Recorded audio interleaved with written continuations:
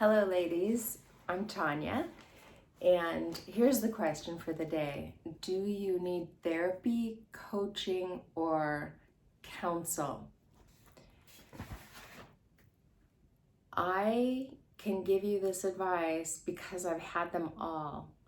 I went through 20 years of therapy from the time I was 30 to the time I was 50, and I want to talk to you about the benefits and the pitfalls of seeking counsel.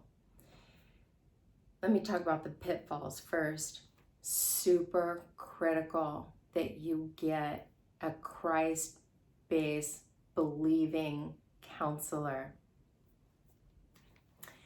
So their perspective is going to be so different from a secular counselor. And my counselors at the beginning of my journey, it was new. I didn't understand the importance of it. And I had quite a few counselors that were not giving me good advice. And they were not followers. They were not believers. And this really stalled my growth process in general and did not help my conflict with my children or my ex-husband. My husband at the time, we got into counseling together, and the counselor was an atheist. And I mean, I laugh about it now, but it was so horrible. I wouldn't recommend it. Very bad. So I ended up climbing the ladder to good counseling. I went from these social workers that were atheists to a psychologist, marriage family counselor, all the way up to a psychiatrist, where I did what was called Jungian therapy. And yeah, you're sitting on a couch like this, the guy's behind you. And that was the most beneficial for me. But as I was climbing up this therapy ladder, because I had such terrible anxiety and my life was not going so well, so I just kept pursuing this therapeutic path. What I realized is it's so critical, the type of therapy that you get, and there's all sorts of choices out there. But I do think it's important to get some kind of counsel. So in the Bible, it says, the way of the fool is right in his own eyes, but a wise man listens to advice.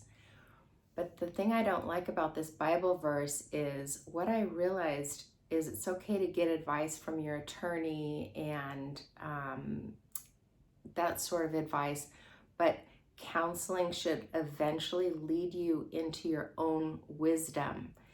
So if you get a counselor or a therapist that's telling you what to do all the time, it's really against you finding your own personal truth and power, which is, in the long run, that's super, super important, that you're not seeking advice from other people, that you can find the counselor within, because the Holy Spirit is the counselor. Now, there's a couple other good Bible verses. Without counsel, plans fail, but with many advisors, they succeed. So it's okay to have more than one advisor giving you some input, because again, ultimately you want to be able to find that place within you where you can discern what's true and what's good for you at that time. The last Bible verse that I like is to the end, these are all found in Proverbs, is in an abundance of counselors, there is safety. So there's different types. There's therapists, there's coaching, and there's counselors. And the difference between therapy and coaching is therapy takes you into your past. So therapy would take you, I went all the way back into the point where I was actually in my mom's womb, believe it or not, in my therapeutic journey. And therapy can really help you go back and figure out these places where you had a traumatic event and you created a belief or a pattern in your life around that traumatic event. And these beliefs or stories that happen from these events all throughout our lives, they build up and they start to lead our lives, and they're not that helpful. So you can go with a real good therapist, you can go back and explore these things, get out feelings that may be stuck, and rewrite the story. You're the author, you're the producer of your own stories, and we can rewrite the stories so that they're not blocking us from going forward. But it's pretty in depth. So therapy can tend to be looking back, looking at your inner child. It's work, and you need to kind of put relationships on the side, because you might be spending the weekend journaling, crying, remembering, and it is cleansing, but it is work, and it can be expensive. Or what coaching is coaching sort of picks up right where you're at right now, and tries to help you to move forward. So coaching is more like, okay, you can do it, and what's blocking you right now from doing this? How can we move from step A to step B to step C? And a coach will get you moving forward in your life. If going back and exploring all that stuff in your past doesn't really sound very good, or you can't afford it, or you're just ready to kind of move forward, then coaching really is a good idea.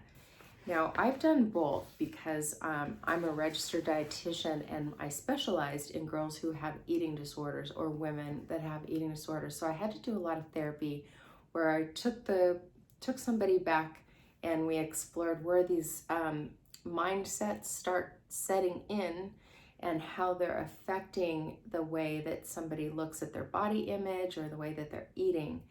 And then now I'll do either, but I'm more of a coach now. It's either are good, and I do recommend, like those Bible verses do, to get wise counseling. And here's why: because that first Bible verse, the way of the fool is right in his own eyes. When we're trying to just use our mind to figure out our problems, our mind doesn't have all the solutions. In our mind, we just have our past experiences. So we're trying to solve our present and future problems based off of the knowledge that we just have stored in our brain. So it's really important to get an outside perspective, but take that perspective, sit with it, sit with the Holy Spirit, sit with the Spirit of truth, sit with the counselor and the helper, and discern whether that sounded true to you. So sorry this was so long, but therapy it's an important topic, and you can always ask me any questions about therapeutic process. I know all about it. So anyway, okay, go in grace and go with grace. Have a great day.